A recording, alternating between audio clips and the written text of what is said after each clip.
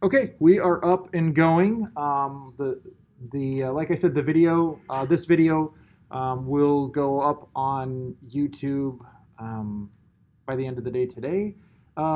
If I don't get them up while I'm here on campus, they take hours to upload from my house. For some reason on campus, minutes. It's nice. So I will do my best actually to upload each video as we hit breaks here. But um, the data for today is called class2.dat, and this is what the data looks like. We also have an input file. The way that MPlus works is you have to have two files. You have a data file, a DAT file, and we can go and look at this DAT file and see exactly what it looks like. I'm going to scroll up here.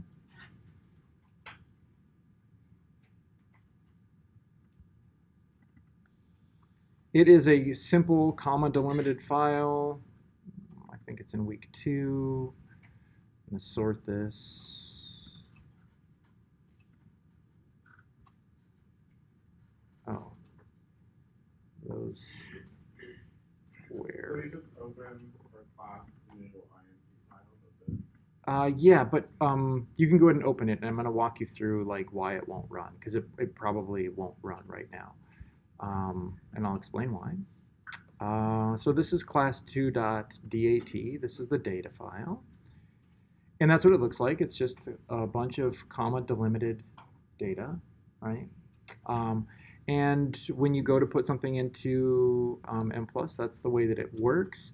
Each one of these is a column of data, right? And so you can see that this is like participant 23, this is participant 20, this is, actually that must not be participant because there's two 20s. Oh, I bet that's age. Person's 23, 20, 20. And yeah, they should match up with these. So obviously the first variable is age, and these have to be in order according to, oh, did I actually close it out? According to what this file is.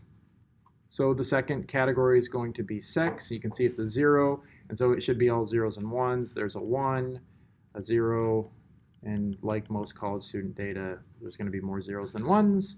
And so in MPlus, you have this delimited data set, comma delimited data set, followed by the input file, where it says, if we scroll up here, let me scroll all the way to the top of our input file. So we have a title. You can change this title to anything that you want. And it's just saying like, hey, this is a stated to MPlus conversion of class data 2. It could be whatever you wanted. And then because I did this in Stata, it gives you a list of all of these variables that are in here and what each variable's question is. When I'm upset, I have difficulty thinking about anything else, etc.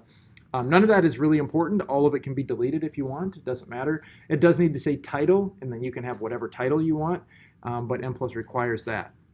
The next statement that's required in MPlus is a data statement, and it is file is, in this case, file is class2.dat.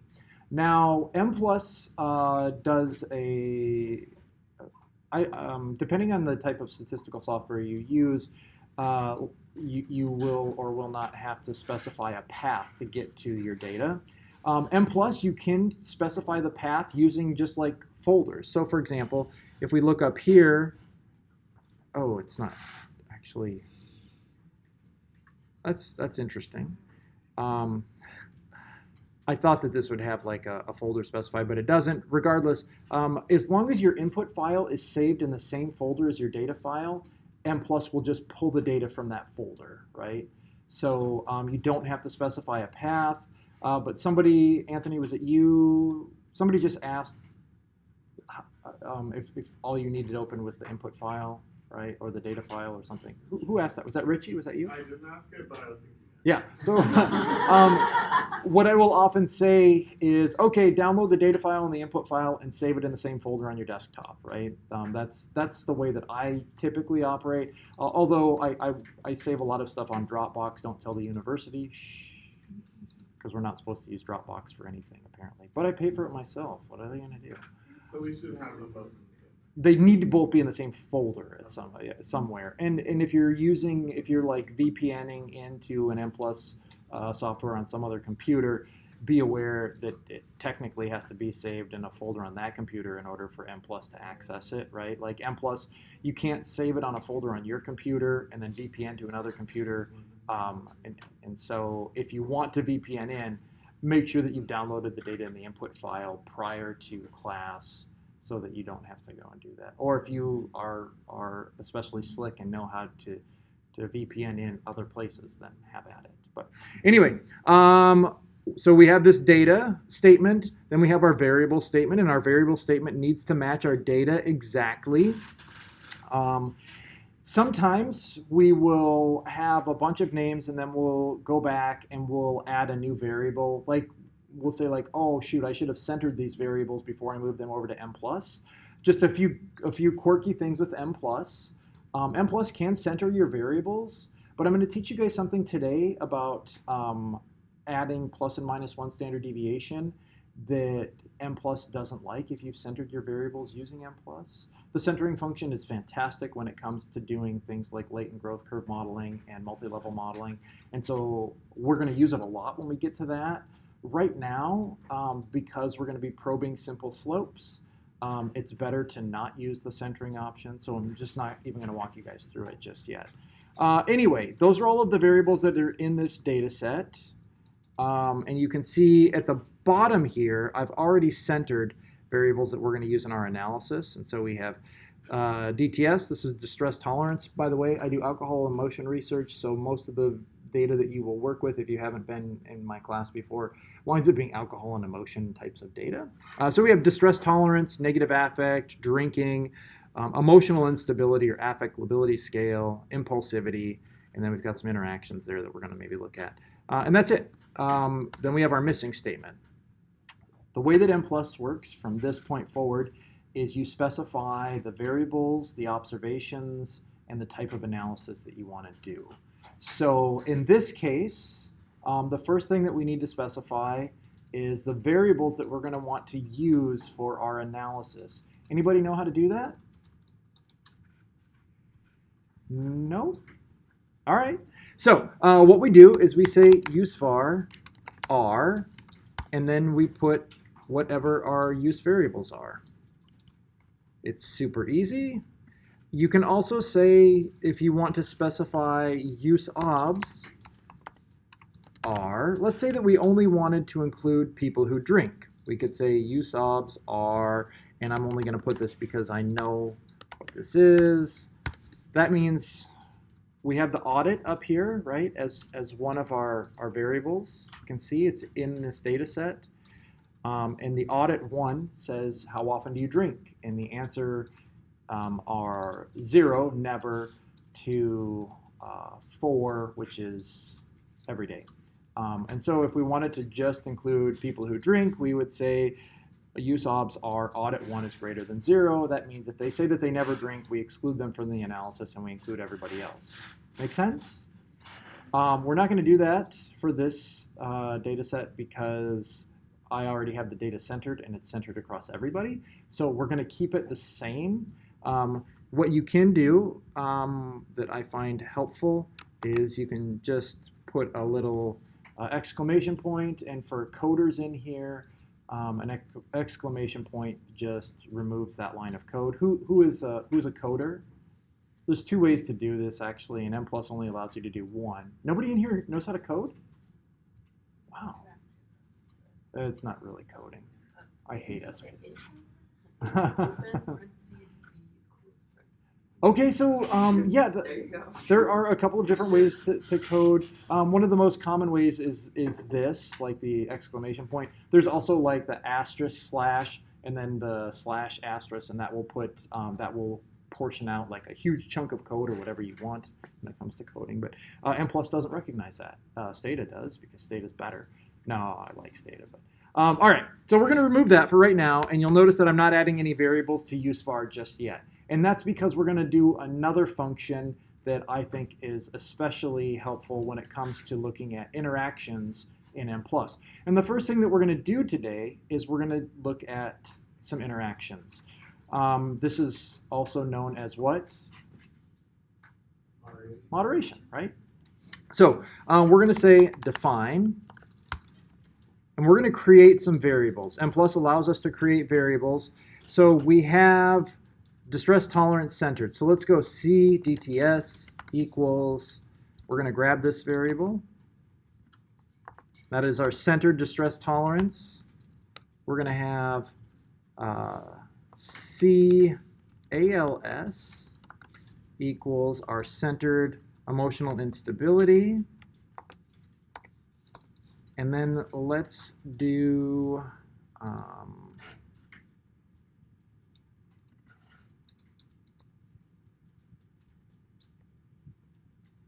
actually, do I want to do that or not? We can just leave NA for right now. It's fine the way it is. But we're going to create an interaction between these two variables. And we're going to do that by adding this. We're going to say CDTS times CALS equals CDTS times CALS. When we're doing it like this, there's a reason that I used these variables and not these. Certainly, in a very kind of straightforward analysis, you could just use these variables, right? And you could actually not include this at all in your analysis. But what the rationale here is that eventually I want to go and add plus and minus 1 standard deviation to one of these variables. And by creating this variable based on this, it's easy for me to go and create the high alls and the low alls by just changing this statement right here.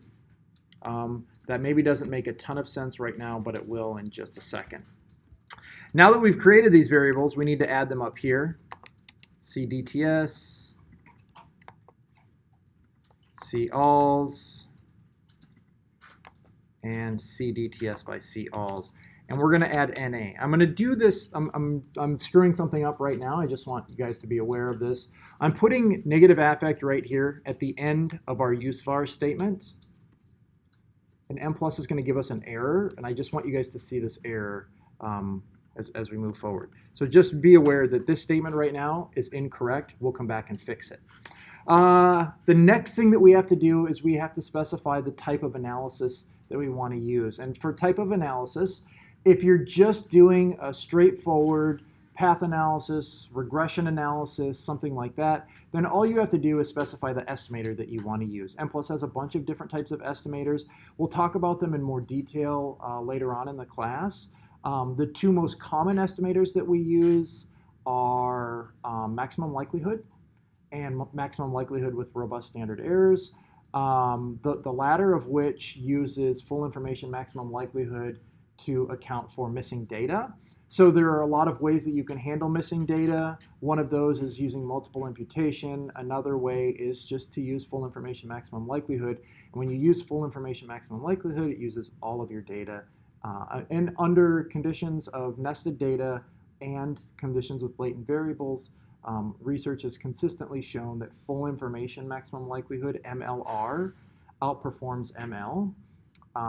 The only problem that we will run into with that is you cannot use MLR if you want to do bootstrapping. So when we get to the end today, and we are going to calculate indirect effects using bootstrapping, you'll see that we have to shift away from MLR and go to ML. This data set doesn't have missing, so it's not going to be a big deal, or it doesn't have much missing. And you'll see that the differences in fit indices kind of vary a little bit. Who is familiar, just before we get there, with fit indices in structural equation modeling and path analysis? All right, so just as a quick review before we actually run any type of models, what type of fit do we want? What do we want for chi-square? What's the goal for a chi-square in a structural equation model? Non-significant, exactly right. And why is that? Why do we want a non-significant chi-square? What is a chi-square a test of? Okay, it's a significant difference between two things, right? And in a traditional chi-square analysis with your kind of two types of categories, when you're predicting group membership or category membership, what is a chi-square a test of in that situation? Like, can you repeat that? I'm sorry. Yeah, so chi-square, when you have so let's say that you have like men and women, right, across three experimental conditions, condition 1, 2, and 3. You do a chi-square test, and what are you testing in that chi-square test? Whether Independence. So like that they're not like one's not related, like one's not a function of the other one, or it's not related to the other one. I mean, that's sort of. like it kind of like whether the observed matched the expected. Oh, perfect. That is maybe the best definition of chi-square that I've heard. Yeah, it is the discrepancy between the predicted and the observed, right? And we're talking about classification, and chi-square is a classification test. So we get this classification test predicted. The discrepancy between predicted and observed, and so that chi-square test is saying the way that you've set up this model maps nicely onto the way that the data seems to be related, at least in this data set. We like to say in the real world, but in truth, nothing in statistics is based on what we see in the real world, right? It's always based on the data. So what we're saying is that the way that you specified this model, your predicted model, is close to the way that this data fits together nicely, right? So that's our first kind of indice of fit. Almost always, when you have latent variables, you're going to find that your chi-square test is statistically significant, right? The nice thing about chi-square, though, is it allows you to compare two different models, right? And so we can calculate a likelihood ratio chi-square test and compare nested models within two different SEM types of analyses, as long as you're using the same data and the same basic model, as long as they're nested. There's also tests for non-nested models, which we'll talk about going forward. I don't think, did we ever talk about Vuong tests last semester? And Clark's distribution free tests. Okay, we'll talk about that a little bit here because you can only technically test two structural equation models against each other if one of those models is nested in the other one. Sometimes that's not the case, especially if you change the outcome from like a zero inflated negative binomial to a straight negative binomial or a Poisson or something like that. Yeah. Sorry, I didn't mean to cut you off. No, it's okay. I was just wondering, are we covering multi-level SEM in this class? Yeah, that's going to be the last class, but we will get to multi-level SEM. Yep. And so obviously we're not going to get into a ton of detail. We'll spend 3 hours on multi-level SEM, but we will get there. Sorry. All right. And just FYI, everything builds off of, to be honest, everything builds off of today. Because once we get to multi-level SEM, we're going to be talking about calculating conditional indirect effects across levels in a multi-level framework. And so we need to be able to do indirect effects, conditional indirect effects, and eventually extend those things to nested data. But all right. The other fit indices that we typically look at are the comparative fit index, CFI. Those range from what to what? Anybody know? 0.95 is a good CFI. 0.9 is generally acceptable. Anything below 0.9 is pretty shitty. It ranges from 0 to 1, right? We also have the TLI, the Tucker-Lewis index, which is a little bit more stringent because it uses it gives you a hit for the number of parameters that you have in your model, right? CFI does not detract based on number of parameters, so you face a penalty. I oftentimes will report both of those, the CFI and the TLI. We also have RMSEA. Anyone know what that stands for? Yeah, right. And that is the the average amount of squared error, right? We have to square it because we're residuals, right? We have plus and we have minus, and so it gives us a distance from across all of our error within our model. And then we have, yeah, go ahead. Does an RMSEA also account like kind of penalizing using multiple like A lot of parameters. Yeah. I think SRMR does, which is the square root mean residual, but RMSEA, it might, to be honest. But the value for RMSEA, what are we looking for there? Anybody know? 0.0, 0.5, 1, like as less as possible, like 0.05, 0.2. Yeah, the closer to 0, the better. The value that I like is 0.06 or less. Some people will say 0.05. The most important piece of this, though, is that your confidence bands for your RMSEA are at or below 0.1 on the high end, right? And so if your confidence bands start extending beyond and this is a 90% confidence interval, if they start expanding beyond that 0.1, then you're talking about pretty high amounts of error in there and a likely misspecification of your model. SRMR winds up being fairly close to RMSEA when it comes to fit. You want it at 0.06 or less as well. And to be honest, 0.06 is being pretty lenient with SRMR. 0.04, 0.03 is probably better. And then, of course, we have the same thing that we think about with all basic regression models, which is our R-squared, right? And so in order to get R-squared, we will ask for standardized effects in addition to non-standardized effects. All right, so we have our defined statement in, we have our variables in. The next thing that we're going to type is analysis. And for analysis, we're going to say estimator equals or is, you can say either, MLR in this case. And now we get to the interesting part, which is our model. The way that we specify a structural equation model in M+ is very, very simple. You list your dependent variable or variables, followed by the word on, and then your independent variables after that. So right now, we're just going to do a very kind of simple model. NA, which is negative affect, on CDTS, whoops, and CALS. And you know what, for the time being, let's pluck this one out.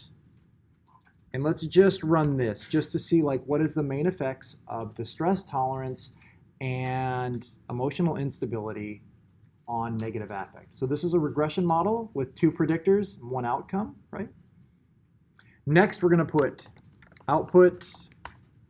We're going to put STDYX. That's the standardized relationship between y and the x variables.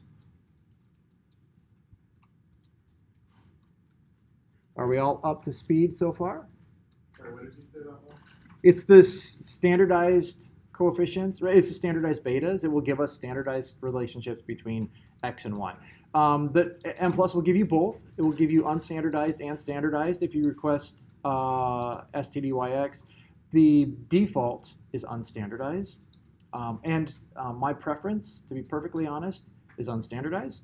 And that's because in 1980, this is crazy. In 1980, there's a paper by White and White that examined the use of standardized coefficients in mediation and moderation.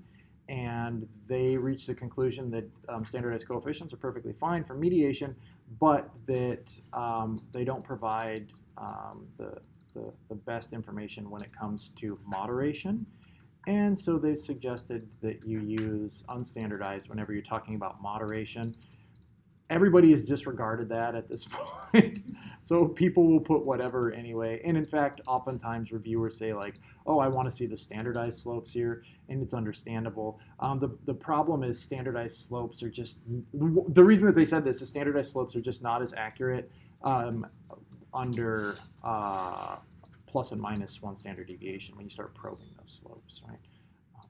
Anyway, so we have negative affect on these 2 things. Remember I said that we should get an error. Let's run this and see what our error says. So if you do STDYX, you get both the standardized and unstandardized? Yes, you will get both. and Austria. And the reason that I put it is less about wanting the standardized and unstandardized, but more so that if you don't put it, M plus won't give you R squared for your outcome variable. And so you need to put that if you want to get your R squared value. Shoot. How did you run it? Did you highlight anything? I didn't. You don't have to highlight anything. It's you just push the little run button here. So You won't get an R square without standardized. correct. Yeah. And actually, so let's do this quick. Let's remove standardized. Let's run this. Should not have worked. If it worked, then I'm a liar.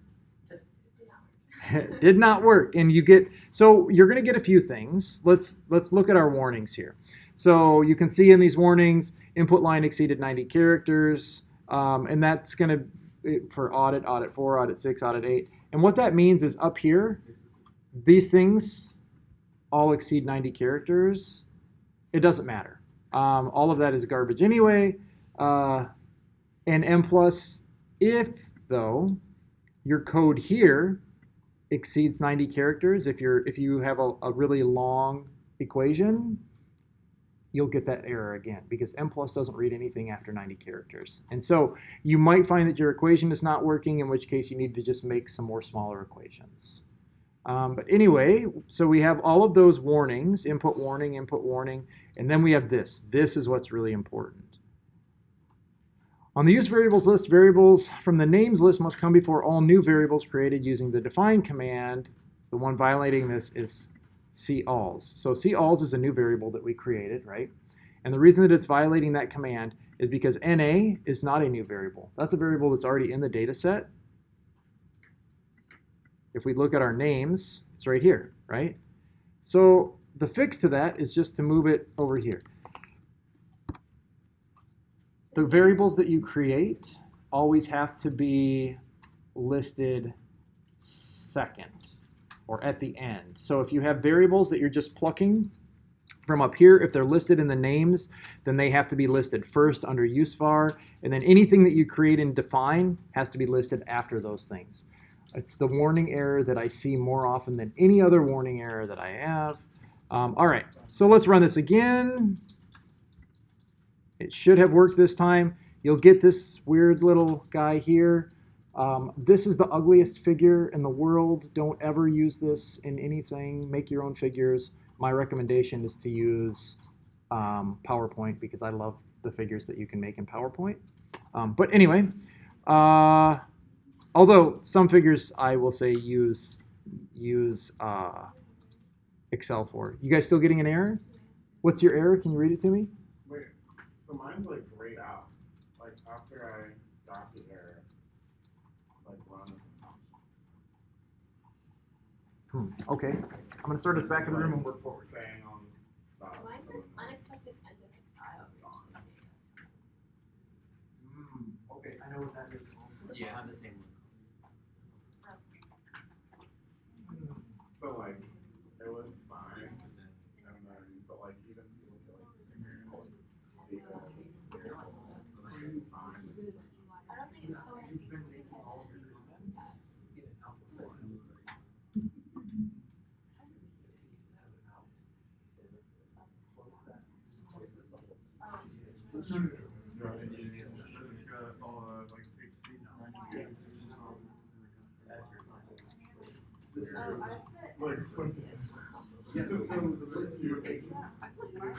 So once you hit run,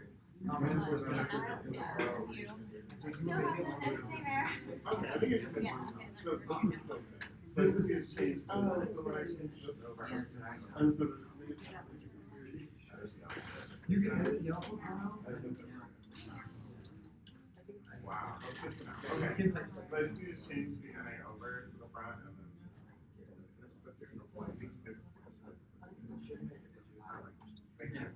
Okay. Oh, maybe. So I think that I screwed you guys when I did this. Screwed something up for you guys. I'm sorry. When I uploaded the file, because I think I may have uploaded the wrong, either the wrong input file or the wrong output file. So I'm going to do it again real quick. I'm going to re-upload the input file and the output file, and then I will have you guys download them again. Let's take a short 10-minute break. I have to run to the bathroom anyway. And so we'll take a quick break. I will re-upload these files, and then we will run this